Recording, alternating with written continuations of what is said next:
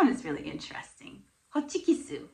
I have no idea where the origin of the word hochikis comes from. Hey guys, it's Chako-chan. 皆さんこんにちは、Chako-chan です。And welcome to another video.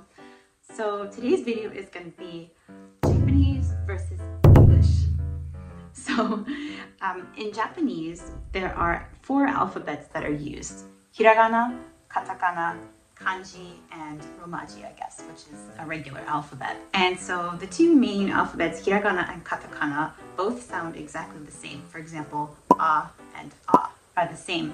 But the main difference is that katakana is mostly used for English words or foreign words. Now, it's kind of interesting because I think a lot of Japanese think that the origin of the majority of katakana words is from English, but that's actually not necessarily true. A lot of them could be from German, Spanish, French, Italian, etc., or simply just kind of made up based on what Japanese thought a word was supposed to be sounding like in another language. So today I thought I would read to you an interesting list of words that are in katakana in Japanese, and then the real pronunciation of them in English with my American accent. So I hope you find this video interesting. Before we begin, I would so appreciate it if you gave it a like.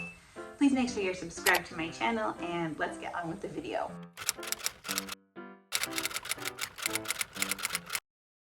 So in no particular order, I have just made a big list of different katakana words, which I call katakana go. That's a term I coined. Without further ado, let's begin.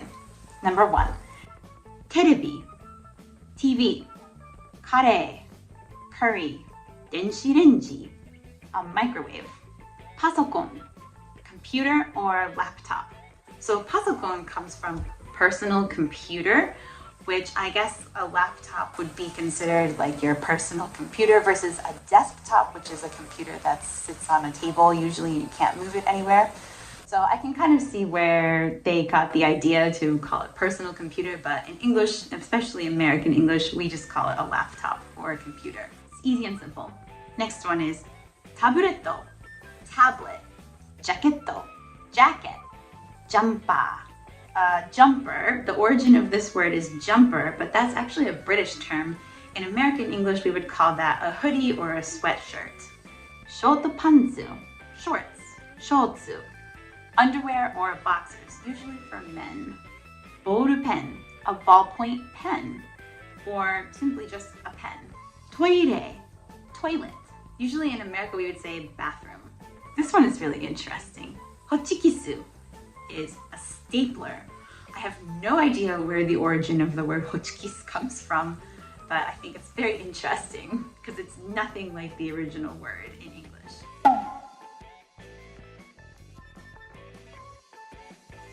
Oven range, microwave oven. Toast, toast. Chocolate, chocolate. Cake, cake. Cookie, cookie. Biscuit, biscuit. It's interesting because biscuit in American English is different from biscuit in British English. So a biscuit in England is more like a cookie, whereas in America, a biscuit is more like the biscuits that you would think of from KFC, those like round, soft kind of, I don't know, like bread things that you would eat with fried chicken or something. So yeah, a little bit different, but the word sounds the same. Ice cream, ice cream. Taruto, tart. Pudding, pudding.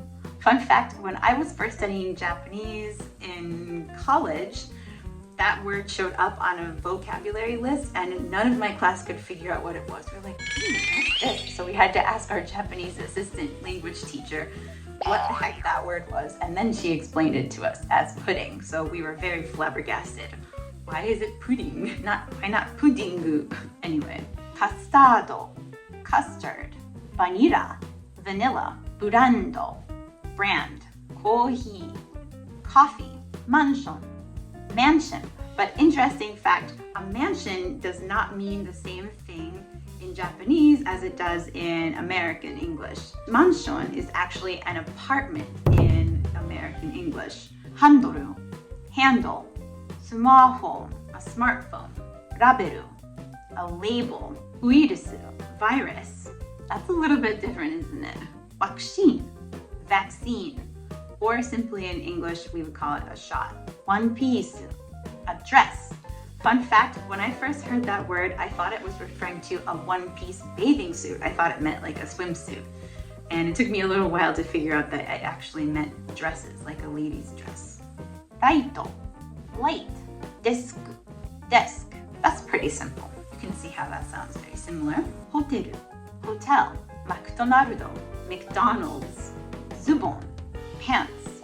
So, fun fact, zubon actually comes from a French word, jupon, which is the French word for trousers or pants. So I can see how the Japanese kind of maybe just translated that word over. But it was a little bit confusing teaching my kids the different words for pants in Japanese. Pan, bread. Pan is the Spanish or Portuguese word for bread. So I think when Portuguese first came to Japan, they introduced that word here. That's why that word has stayed the same since hundreds of years ago.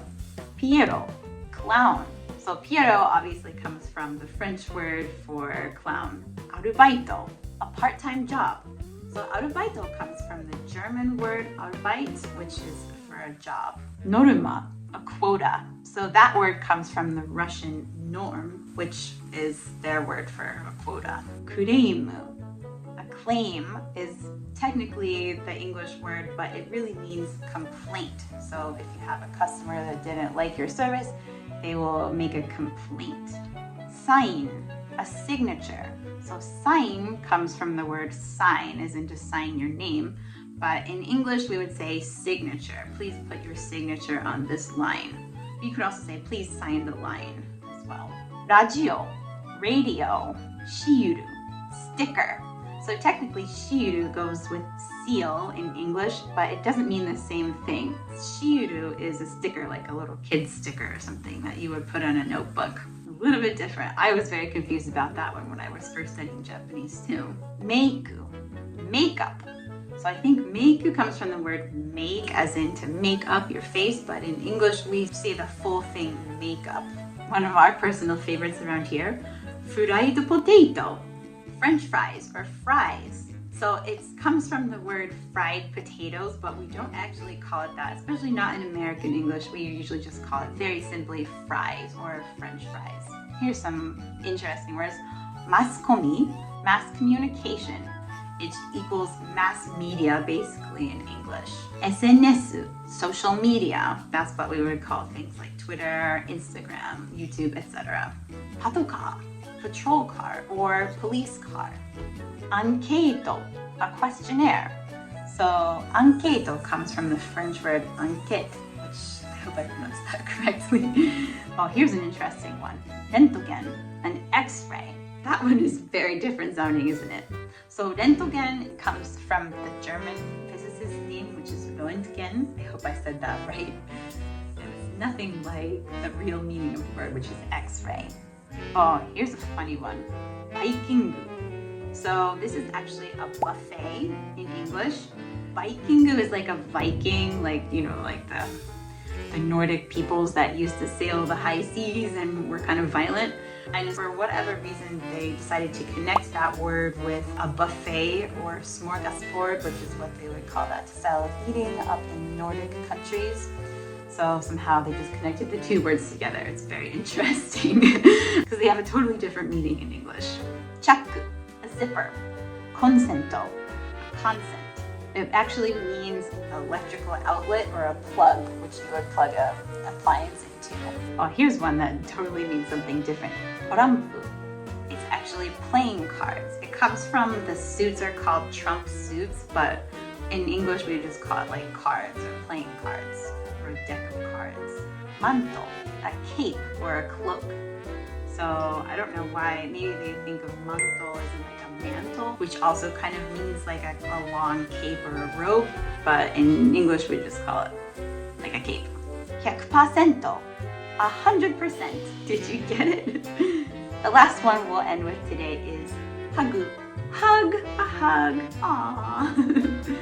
So what did you guys think of this list? Was it interesting to hear the pronunciation in Japanese versus the pronunciation in American English? If you like this video, please let me know in the comments down below what was your favorite one of these words, and if you think of more that are interesting, let me know and I will see you next time. じゃあね。